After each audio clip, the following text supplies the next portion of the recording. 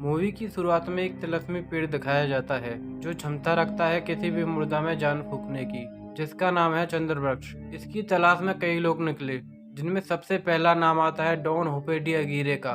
होपे ने जी जान लगाई इस वृक्ष को ढूंढने में, पर अमेज़न के जंगल ने उसकी सारी उम्मीदों को तोड़ दिया। और जब वे मरने वाले थे तो चंद्र वृक्ष के रखवालों ने उन्हें बचा लिया। अगीरे ने उन्हें शुक्रिया कहने की बजाय उनसे वो पत्थर मांगा जिससे चंद्र वृक्ष को ढूंढा जा सकता था, और जब वे पत्थर नहीं देते हैं तो वे उन सभी को मार देता है, जिसकी सजा जंगल अगीरे और उसके साथियों को देता है, एक श्राप आजीवन जंगल में कैद रहने का। अब टाइम स्किप के बाद 1916 लंदन में हमें एक लड़के को दिखाया जाता है जिसका नाम मैकग्रेगर होता है।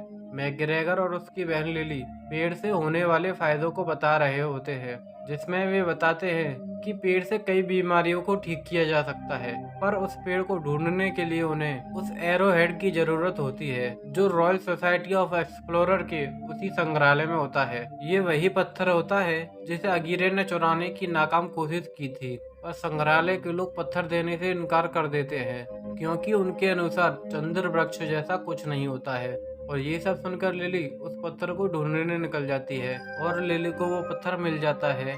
वह उसे चुरा लेती है कि तभी वहाँ एक प्रिंस आता है जिसका नाम प्रिंस जोवाकिम होता है। उस प्रिंस को भी वह पत्थर चाहिए होता है।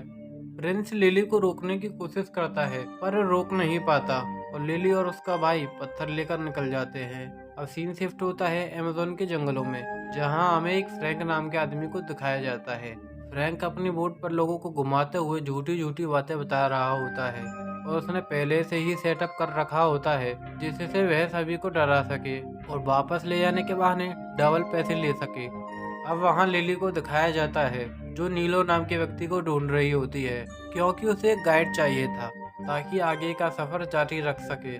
दूसरी तरफ फ्रैंक किनारे पर पहुंचता है और उसके पास नीलो आता है जो उससे अपना कर्जा मांगता है, पर फ्रैंक के पास पैसे नहीं होते, तो नीलो उसकी बोट की चाबी और इंजन ले जाता है। फ्रैंक उसके ऑफिस में अपनी चाबी चुराने जाता है और तभी वहाँ लिली भी आती है और वो फ्रैंक को नीलो समझती है और उसे मैप दिखाते हुए उसे वहाँ ले जाने को कहती है जहाँ वो पेड़ है। और फ्रैंक ग्राहक को आते देख उससे कहता है कि मेरी बोट की चाबी वहाँ अटक गई है, तो इस पर लिली जो ताला तोड़ने में माहिर है फ्रैंक को वो चाबी आसानी से निकाल कर दे देती है।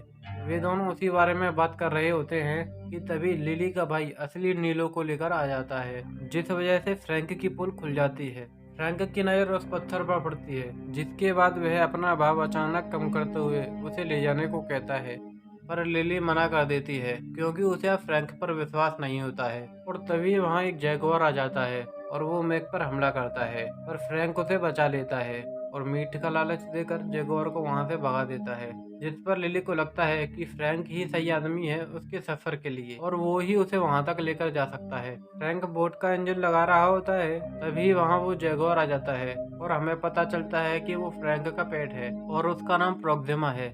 लिली बोट पर जाने का इंतजार कर रही होती है कि तभी कुछ लोग लिली को कैद करके ले आने लगते हैं और फ्रैंक उसे बचाने जाता है, जहां फ्रैंक तो तैरकर बोट पर चला जाता है, पर क्योंकि लिली को तैरना नहीं आता तो वह रस्सी पर झूलते हुए आती है।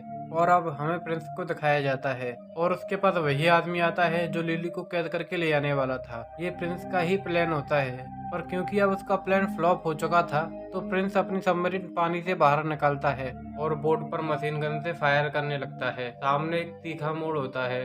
फ्रैंक तो अपनी बोट को चालाकी से मोड़ देता है, पर सबमरीन नीलो की बोट से टकरा जाती है और वे लोग बचकर निकल जाते हैं। अब लिली फ्रैंक को एक कैमरा दिखाती है जो फ्रैंक ने पहले कभी नहीं देखा था।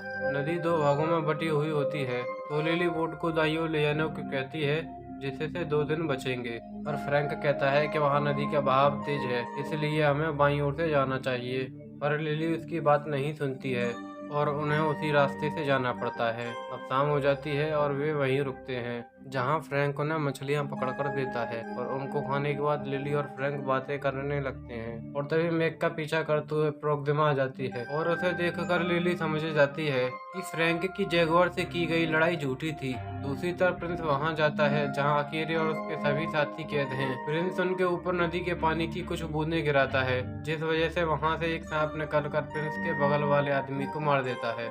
उस सांप में अकीरे की कॉन्शियस होती है। प्रिंस अकीरे से कहता है कि अगर वो एरोहेड लाकर दे देता है तो वह उन्हें श्राप से मुक्त कर देगा, जिस पर सांप गर्दन हिलाकर हाँ में जवाब देता है और प्रिंस डेटोनेटर की मदद से नदी के लिए रास्ता बना देता है, जिससे उन पर पानी पड़ते ही वे आजाद हो जाते हैं। दूसरी तरफ फ्रैंक लिली और मैक को रेडी रहने को कहता है, क्योंकि नदी का बहाव अब तेज होने वाला होता है। लिली को नदी के बहाव और उफान लेने की वजह से डर लग रहा होता है, पर फिर भी वह फ्रैंक को लगातार आगे बढ़ने को कहती है। बातों ही बातों में आगे झरना आ जाता है और वो लोग गिरने वाले होते हैं कि तभी फ्रैंक तुरंत बोट को घुमाकर फुल स्पीड पर चलाता है और वो लोग बच जाते हैं। पर उनकी इस सबसे हालत खराब हो चुकी होती है, तो वो एक जगह रुककर आराम करते हैं, जहां फ्रैंक और मैग लकड़ियां लेने जाते हैं। और बात करते हुए मैग फ्रैंक को बताता है कि लिली उनके पिता का सपना पूरा करना चाहती है, जो चंद्र वृक्ष को ढूंढना चाहते थे, और लिली ने हमेशा उसका साथ दिया है, तो वो उसे छोड़कर कभी नहीं जाएगा। दूसरी तरफ लिली बोट के नीचे वाले हिस्से में जाती है और वहाँ वो बंद कमरा होता है जहाँ फ्रैंक ने उन्हें जाने को मना किया था, पर फिर भी लिली वहाँ चली जाती है और उसे वहाँ एक फाइल में एरोहेड के फोटो और चंद्रवृक्ष के कुछ मैप मिलते हैं। और तभी वहाँ फ्रैंक आ जाता है और लिली उससे पूछती है कि उस पर ये सब कहाँ से आई और क्या वो भी ट्री ऑफ लाइफ को ढूंढ रहा है। तो फ्रैंक उसे बताता है कि वो सालों पहले यहाँ आया था और वो उस कहानी के हर गांव और टापू पर जा चुका है, पर उसे कुछ नहीं मिला तो उसने हार मान ली। तो लिली उसे बताती है कि एरोहेड से ही उसे ढूंढा जा सकता है। और तभी कुछ आदिवासी उन पर हमला करते हैं और बेहोश करके उन्हें अपने कबीले ले जाते हैं, जहां उन तीनों को कबीले के सरदार के आगे खड़ा किया जाता है।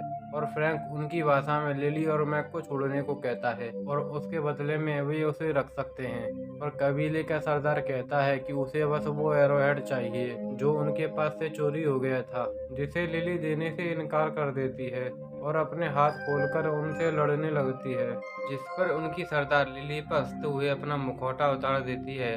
दरअसल वो कोई आदमखोर आदिवासी नहीं होती है और ये सब फ्रैंक का ही प्लान होता है, जिससे वो लिली को डराकर उसे से एरोहेड ले सके।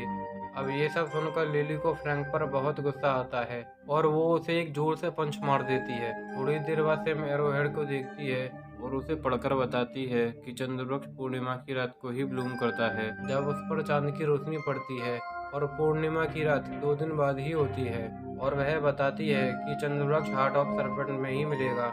लिली हार्ट ऑफ सरपेंट को मैप में ढूंढ लेती है और अपने भाई के साथ वहां जाने का फैसला करती है, जिस पर फ्रैंक उससे कहता है कि वो उसके बिना वहां नहीं पहुंच पाएगी। पर लिली को उस पर बिल्कुल भरोसा नहीं होता है, तो वो उसके पैसे देकर चली जाती है।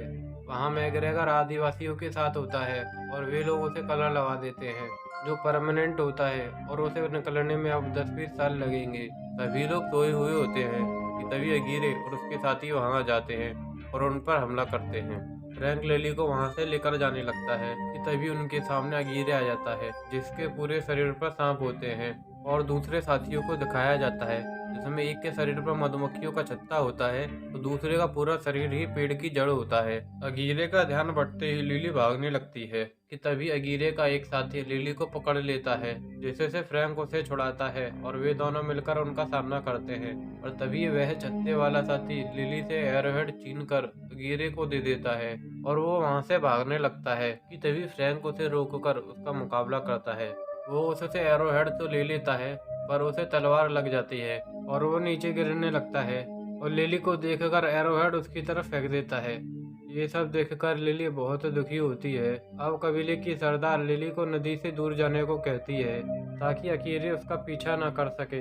लिली वहां से दूर भागने लगती है और अगीरे के सभी साथी उस पर हमला करते हैं, पर नदी से दूर होने के कारण नदी के पास खींचे चले जाते हैं और वो लिली का पीछा नहीं कर सकते हैं। तो अगीरे मधुमक्खियों की मदद से प्रिंस को वहाँ का लोकेशन भेजता है और दूसरे दिन लिली वापस कबीले में आती है, जहाँ उसे फ्रैंक मिलता है। और अब वहाँ सैम और मैग भी आते हैं और वो ये देखकर डर जाते हैं कि तलवार अभी भी फ्रैंक के शरीर में होती है और उसका खून भी नहीं बह रहा होता है। तो वो ये देखकर पैनिक करने लगते हैं, जिस पर फ्रैंक उन्हें शांत कराते हुए कहता है कि वो ठीक है और 400 साल से जिंदा है और उन्हें वो पूरी कहानी बताएगा, पर पहले वो तलवार उसके शरीर से निकाले। और फिर लिली बड़ी मुश्किल से वो तलवार उसके शरीर से निकालती है। अब थोड़ी देर बाद फ्रैंक आगे चलने की बात कहता है रात के हादसे की वजह से मैक के पैर में चोट आ जाती है और लिली अपने भाई की जान खतरे में नहीं डालना चाहती थी, तो वह उसे वहीं रुकने को कहती है और फ्रैंक के साथ आगे का सफर शुरू करती है। दूसरी तरफ प्रिंस को मधुमक्खियों की मदद से कबीले की लोकेशन मिल जाती है। बोट पर फ्रैंक लिली को बताता है कि 400 साल पहले वो अगीरे के साथ काम करता था, पर अगीरे की बेटी बीमार थी और उसी के लिए वे चंद्रवंश की तलाश में निकले थे, पर उन्हें वो कहीं नहीं मिला। फ्रैंक अगीरे का चित्रकार था और उसी ने ही सारे मैप बनाए थे। लिली का मैप भी उसी ने ही बनाया था, जिसके लिए लिली उसे शुक्रिया कहती है। फ्रैंक आगे बताता है कि एक एक करके उनके लोग मरने लगे थे और तभी उन्हें कुछ कबीले वाले मिलते हैं और कबीले के राजा और उनकी बेटी चंद्रवंश के इस्तेमाल से उन्हें ठीक कर देते हैं। अगीरे खुश होता है कि उसे अपनी बेटी का इलाज मिल चुका था, पर उससे अब इंतजार नहीं हो रहा था और वो राजा से एरोहेड मांगता है, पर वो उसे नहीं देता है। तो अगीरे राजा को मार देता है और उसके लोग गांव को तबाह करने लगते हैं। ये सब देखकर फ्रैंक कबीले वालों की मदद करने जाता है और अगीरे को रोकता है, पर अगीरे फ्रैंक को भी चाकू मार देता है। राजा की बेटी एरोहेड लेकर भाग जाती है और वे लोग उसका पीछा करते हैं। तो राजा उसकी रक्षा करने के लिए अगीरे और उसके सभी साथियों को श्राप देता है ताकि वो नदी से दूर न जा पाए, और अगर नदी से दूर गए तो जंगल उन्हें जकड़ लेगा और उनका शरीर पत्थर का बन जाएगा, और श्राप की ही वजह से उनमें से कोई मर भी नहीं पाता। अगीरे फ्रैंक को उसके धोखे के लिए मारना चाहता था, पर फ्रैंक अगीरे और उसके साथियों को चकमा देकर नदी से दूर एक गड्ढे में गिरा देता है, जिस वजह से वह 300 सालों के लिए वहां कैद हो जाते हैं। फ्रैंक वहां अकेला था, तो उसने एक शहर बनाया और चंद्रवंश की तलाश के लिए एक बोट बनाई और अमेज़न का पूरा चप्पा चप्पा छाना, पर उसे वो पेड़ कहीं नहीं मिला और अब वो टूरिस्ट को जंगल में घुमाता है। इतने सालों में उसने कई पेट पाले थे, जिनका नाम वह हर बार प्रोक्सिमा रखता था। दूसरी तरफ सैम और मैक बोट में जा रहे होते हैं कि तभी वहां प्रिंस आकर मैक को पकड़ लेता है और कबीले को उड़ाने की धमकी देते हुए लिली की लोकेशन पूछता है, तो मैक को सब कुछ बताना पड़ता है। दूसरी तरफ हार्ट ऑफ सरपेंट में लिली और फ्रैंक पहुंच जाते हैं, लेकिन वहां सिर्फ एक झरना होता है, और तभी फ्रैंक की नज़र एक जमीन के हिस्से पर पड़ती है। फ्रैंक पानी के नीचे जाता है जहां उसे एक दरवाजा मिलता है और उस पर एक लीवर होता है, पर रास्ता छोटा होने के कारण फ्रैंक वहां नहीं जा सकता, जिस वजह से लिली को वहां जाना पड़ेगा। पर क्योंकि लिली को तैरना नहीं आता तो वह डर रही होती है और फ्रैंक उसे विश्वास रखने को कहता है, और अब वे दोनों पानी में उतर जाते हैं जहां लिली आगे जाती है और एक जगह गलती से पैर रखने की वजह से दरवाजा बंद हो जाता है और लिली पैनिक करने लगती है और फ्रैंक को उसे शांत कराते हुए ऑक्सीजन देने के लिए किस करता है और लिली वापस जाकर उस लीवर को खींचने लगती है। अब वहां पिराना आ जाती हैं, तो लिली को बचाने के लिए फ्रैंक उनके सामने आ जाता है और लिली बड़ी मुश्किल से उस लीवर को खींच देती है और बेहोश हो जाती है। अब धीरे धीरे पानी कम होने लगता है और एक शहर सामने आता है। फ्रैंक लिली को बचा लेता है और वे दोनों शहर को देखकर खुश होते हैं, क्योंकि फ्रैंक अब श्राप से मुक्त होने वाला था। पर फ्रैंक उदास होते हुए कहता है कि वो जिंदगी से परेशान हो चुका है और अब उससे आज़ाद होना चाहता है। पर लिली उस पर नाराज होते हुए कहती है कि वो उससे प्यार करती है और वो चाहती है कि वो उसके साथ रहे। पर तभी वहाँ प्रिंस आ जाता है और उसके भाई को मारने की धमकी देते हुए लिली से एरोहेड ले लेता है। प्रिंस और उसके सभी लोग फ्रैंक की बोट पर चढ़ जाते हैं और वे लोग आगे बढ़ते हैं। उस गुफा में काफी अंधेरा होता है और एक सूखा बेजान पेड़ भी होता है जिस पर चांद की रोशनी पड़ रही थी। अब प्रिंस लिली से पेड़ पर फूल खिलाने को कहता है, पर फ्रैंक कहता है कि वो ऐसा करेगा और उसके बदले में उसे एक पंखुड़ी चाहिए। और अब वे लोग आगे बढ़ते हैं और वहाँ एक पत्थर होता है जिसमें एरोहेड लगाने की जगह होती है, पर एरोहेड लगाने के बाद भी कुछ नहीं हो रहा था, तो लिली उसकी मदद करती है और यहाँ वे दोनों प्लान बना चुके होते हैं। लिली वहाँ के निशान देखती है और वहाँ एक और जगह होती है।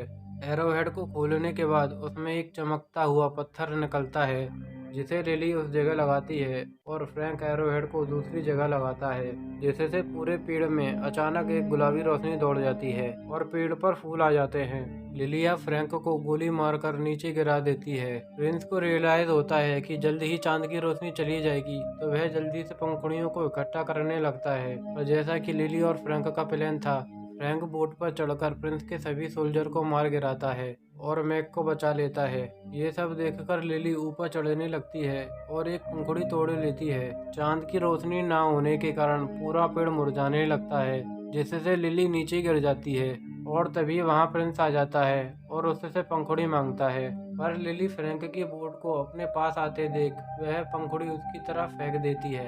फ्रैंक पंखुड़ी पकड़ लेता है। तभी वहाँ गिरे आ जाता है और वो सबसे पहले प्रिंस को मार देता है। और तभी फ्रैंक उन्हें पंखुड़ी दिखाता है तो वो लिली को छोड़ उसके पीछे जाते हैं। फ्रैंक मैग और प्रोक्सिमा को एक जगह उतार देता है और अकेले ही उनका मुकाबला करता है। वे सभी फ्रैंक को पकड़ लेते हैं और उससे पंखुड़ी मांगते हैं, और फ्रैंक ने वो पंखुड़ी पहले ही मैक को दे दी थी। और तभी बोट एक दीवार से टकराती है और धमाका होता है, जिससे नदी का रास्ता बंद हो जाता है और वो जगह सूख जाती है, जिससे वहाँ काफी जड़ें आ जाती हैं और उन सभी को जकड़ लेती हैं। अब फ्रैंक को भी श्राप मिला था तो वो भी पत्थर बन जाता है। लिली उसके पास आकर रोने लगती है और उसके मुंह में पंखुड़ी रखती है। पंखुड़ी जैसे ही अंदर जाती है फ्रैंक जिंदा होने लगता है और लिली देखती है कि उसका खून भी बह रहा होता है, जिसका मतलब वह श्राप से मुक्त हो चुका था। कुछ देर बाद वहां चांद की रोशनी आती है, जिससे काफी फूल खिल जाते हैं और वो उन्हें लेकर वापस शहर आ जाते हैं। जिसके बाद फ्रैंक आखिरकार 400 साल बाद वहां से निकल पाता है और उनकी खोज की वजह से उनका काफी नाम होता है। अब लिली और फ्रैंक कार में घूमते हैं और यहाँ मूवी खत्म हो जाती है। और जाने से पहले दोस्तों लाइक शेयर और सब्सक्राइब कर देना और बेल आइकन दबा देना, जिससे आपको मेरी वीडियोस लगातार मिलती रहेंगी। तो मिलते हैं अगली वीडियो में।